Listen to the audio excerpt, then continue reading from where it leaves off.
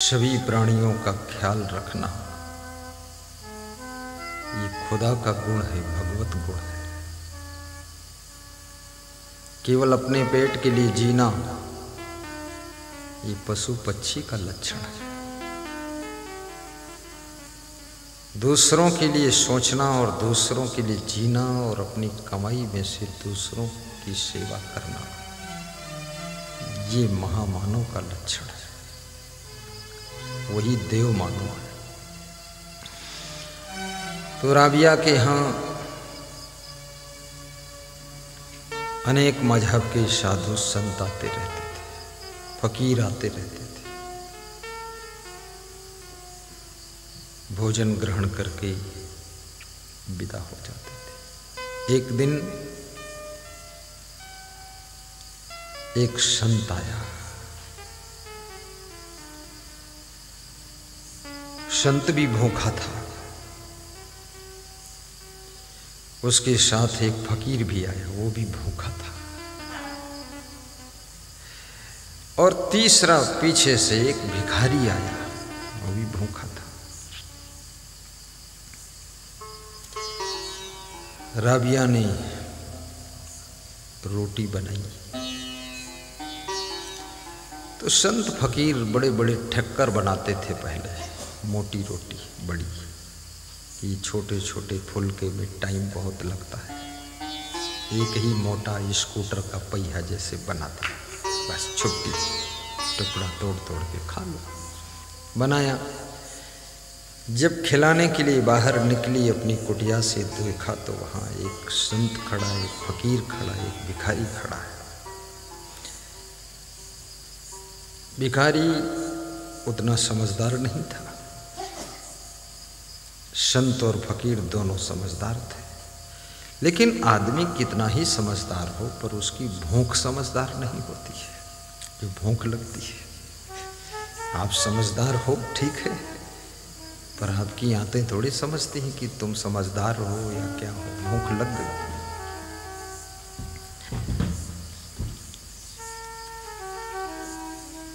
राबिया ज्यों ही कुटिया से बाहर निकलती है त्यों ही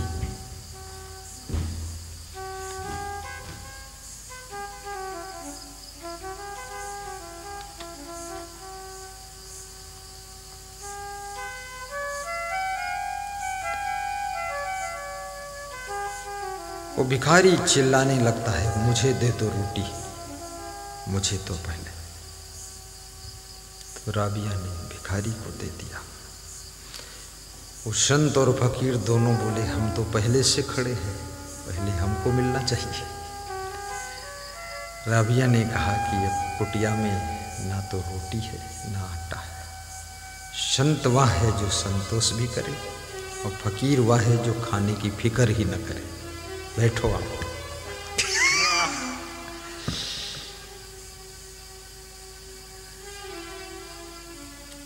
वास्तव में तुम्हारे गेट के सामने अगर गधा पेशाब करे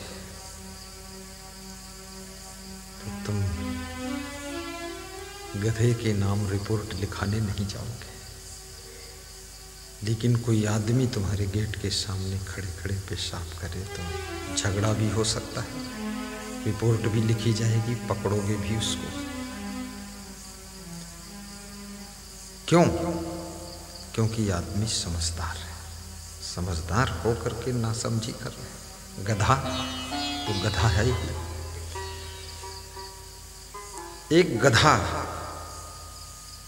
किसी जिला अधिकारी के गेट के सामने पेशाब कर रहा था और एक आदमी भी उसी गधे के पास खड़ा होकर पेशाब कर रहा था। जिला अधिकारी की गाड़ी अपनी कोठी से निकली और वो कलेक्ट्रेट जा रहे थे, देखा, उनको बुरा लगा, गाड़ी रोककर सिपाहियों से इशारा दिया, पकड़ो इस आदमी को। पकड़ा। उसने तर्क किया, मुझे अकेले क्यों पकड़ रहे हो, इसको भी पकड़ो, ये गधा जो ये भी पेशाब कर रहा है, ये भी तो वही काम कर रहा जो हम कर रहे हैं। तो कलेक्टर तो इतना कहकर चला गया। सिपाही क्या जवाब देते हैं? हर जगह बुद्धिमान व्यक्ति की आवश्यकता है। तरह तरह के लोग तर्क करते हैं। तुम निरुत्तर हो सकते हो। सिपाही ने कहा कि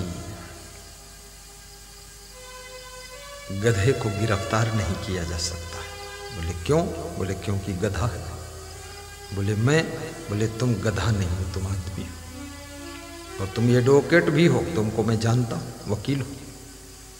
तुम यहां कैसे पेशाब कर रहे थे?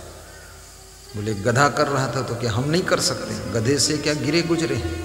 उसको हक है यहां पेशाब करने का, तो मुझे क्या नहीं? अरे बोले बात को समझो। गधा अगर कलेक्ट्रेट में आता है तो इसको बैठने के लिए कुर्सी नहीं दी जाएगी, और कलेक्टर के सामने जब तुम पहुंचोगे तुमको बैठने के लिए कुर्सी दी जाएगी। इसलिए गधा गलती करता है उसको सजा नहीं दी जाएगी, और तुम वही गलती करोगे तो तुमको सजा भी दी जाएगी, और अच्छा करोगे तो सम्मान से कुर्सी दी जाएगी। इस तर्क को सुन करके ये एडवोकेट सोचने लगा। हमारे दोनों महान भक्तों को जाना भी है। अब वो सोच रहे हैं राबिया की कथा, फिर गधे की कथा आ गई, अब आगे पता नहीं ऊंट की कथा आ जाए।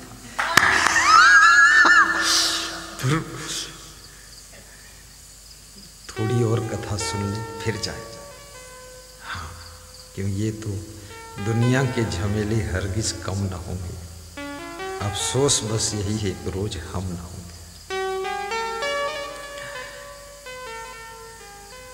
2 दिन मेला लगता है मनुष्य के जीवन में। एक दिन जब तुम्हारी शादी होती है, बड़ी धूमधाम से गाते हैं लोग, बजाते हैं, ढोल पीटते हैं, और जिस दिन तुम मरते हो तुम्हारी लाश को, अर्थी को लेकर कफन में लपेट कर चलते हैं, 200-400 लोगों का मेला है। 2 दिन मेला शादी में और मृत्यु में, लेकिन बाकी दिनों क्या लगता है? झमेला। मेला नहीं, झमेला, बहुत झंझट है। कितने लोग कहते हैं हमको तो मरने की भी फुर्सत नहीं है। बहुत मजेदार लोग हैं। अब मरने की फुर्सत नहीं, यदि यमराज आया भी मारने के लिए तो इनको मरने की फुर्सत नहीं, तो उसको वापस लौटना पड़ेगा, क्योंकि मरने का टाइम नहीं। कितने लोगों को सोने की फुर्सत नहीं, खाने की फुर्सत। लेकिन याद रखना,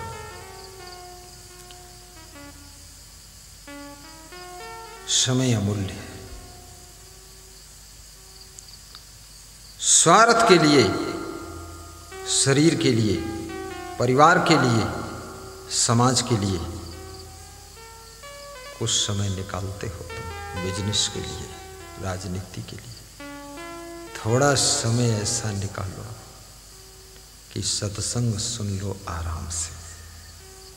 इसे सत्संग कहते हैं। जब तलक है जिंदगी फुर्सत न होगी काम से, कुछ समय ऐसा निकालो। एसपी सिंह दरोगा जी है। कुछ समय ऐसा निकालो, सत्संग सुन लो आराम से, प्रेम कर लो। शार्ट में कथा है। राबिया कहती है प्रतीक्षा करो, इच्छा ना करो, प्रतीक्षा करो। तुम संत हो, फकीर हो, बैठो। भिखारी तो रोटी लेकर वो पूरी रोटी खा गया, मोटी सी बड़ी। गरीबों को भूख भी बहुत लगती है, पत्थर खाएं तो भी हजम है। अमीरों को भूख भी कम लगती है, छोटे छोटे फूल का खाएं तो भी पेट फूला रहता है। बड़ी समस्या। ये भी बड़ा उल्टा सिद्धांत है कुदरत का। जिनको भूख है उनको मिलता नहीं है, और जिनको मिलता है उनकी भूख नहीं है। ये भोजन क्या होगा बताओ। मैं किसी कार्यक्रम में गया था, तो उसमें बहुत बड़े बड़े लोग थे।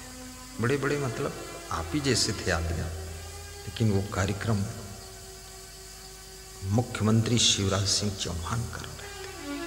राष्ट्रपति रामनाथ कोविंद आए थे। संतों की तरफ से मुझे निमंत्रण था, वहाँ पहुँचे तो वहाँ खाने की व्यवस्था बहुत स्ट्रांग थी। तो मैंने देखा राष्ट्रपति केवल एक छोटा चम्मच भर लेते हैं, बस हो गया। मुख्यमंत्री कहते और लीजिए, बोले बस। मुख्यमंत्री से मैंने कहा तुम खीर पी लो। बोले हमें शुगर है, 500 डिग्री चल रही है। तो हमने कहा, तो पास में कुछ सामान्य कर्मचारी खड़े थे, बोले हमको दांव मिले तो हम सब पी लें, लेकिन हमको मिलेगा नहीं। ये भूख भी समझती है किसको लगना है। भिखारी पूरी रोटी रोटला खा गया। संत सोच रहा है मैं भी 2 दिनों से भूखा हूं। भूख की मार इंसान को बदल देती है, वक्त की मार ईमान को बदल देती है। ये भूख भी साधारण नहीं। पेट की भूख बहुत बड़ी भूख नहीं है, मन की भूख ये और खतरनाक भूख है। पेट तो पाव 2 पाव से भर सकता है, लेकिन आपके मन की भूख पूरे विश्व की संपदा मिल जाए तो भी आपका मन नहीं भर सकता है। इसलिए याद रखना, पेट की भूख तो रोटी से मिट सकती है, दाल चावल सब्जी रसगुल्ला कलाकंद से मिट सकती है, लेकिन मन की भूख केवल ज्ञान से ही मिट सकती है। जिसको आत्मज्ञान हो जाता है उसकी मन की भूख खत्म हो जाती है, फिर मन उसका सदैव तृप्त रहता है। जय जय जय जय। इसलिए लोग भोजन खाने के बाद भी सुख नहीं पाते, क्योंकि शरीर तो तृप्त हो गया लेकिन मन भूखा है। और मन विवेक और संतोष चाहिए। जिसके पास विवेक और संतोष है सदैव तृप्त है। आइए, थोड़ी ही देर के बाद गांव से एक बेटी आती है, लड़की। बड़ी सी थाल है, उसके ऊपर थाल ढकी है।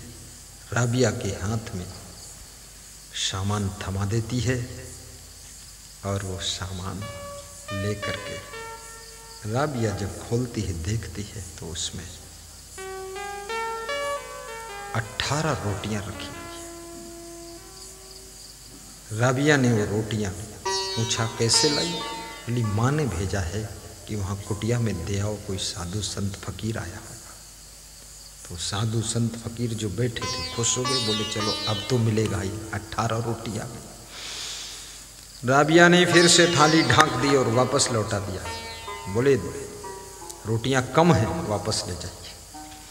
तो संत और फकीर दोनों मिल के बातें करने लगे आपस में, न जाने कहाँ की गणित लगाती, फालतू 18 है, कम क्या, वैसे पेट भर जाएगा। वापस कर दिया इसने। वापस रोटी गई। बेटी ने अपनी माँ से कहा कि रोटी कम है। राबिया ने बताया। माँ ने काउंटिंग किया, 2 रोटी उसमें और रख दी, 20 हो गई। फिर रोटी आई, खोल कर देखा, बोले अब ठीक है। संत को खिलाया, फकीर को खिलाया, खुद खाया, फिर भी बच गई। संत और फकीर ने पूछा 18 रोटी आई थी, तुमने कहा कम है, कौन गणित लगाया था तुमने? बोले मैंने अभी 2 रोटी दान किया था उस भिखारी को। और दान जो किया जाता है पवित्र मन से, सेवा की दृष्टि से, उसका 10 गुना आता है। तो 2 का 20 आना चाहिए था, रोटी 18 ही आई थी, 2 कम थी इसलिए वापस किया था। 10 गुना हो गया तब ले लिया मैंने। जो इस दुनिया में तुम दूसरों के उपकार के लिए खर्च करते हो, दूसरों की सेवा सत्कार में खर्च करते हो, चाहे वो तुम्हारा प्रेम हो, चाहे सम्मान दूसरों को जब देते हो या भोजन खिलाते हो, तो उसका 10 गुना आपको रिटर्न मिलता है। याद रखना, ये धर्म की गणित कभी फेल नहीं होती है। अच्छा दोगे तो अच्छा भी 10 गुना मिलेगा, और समाज को बुरा दोगे तो बुरा भी 10 गुना मिलने वाला है। इसलिए अच्छा देना शुरू करो। बोलिए सद्गुरुदेव की जय।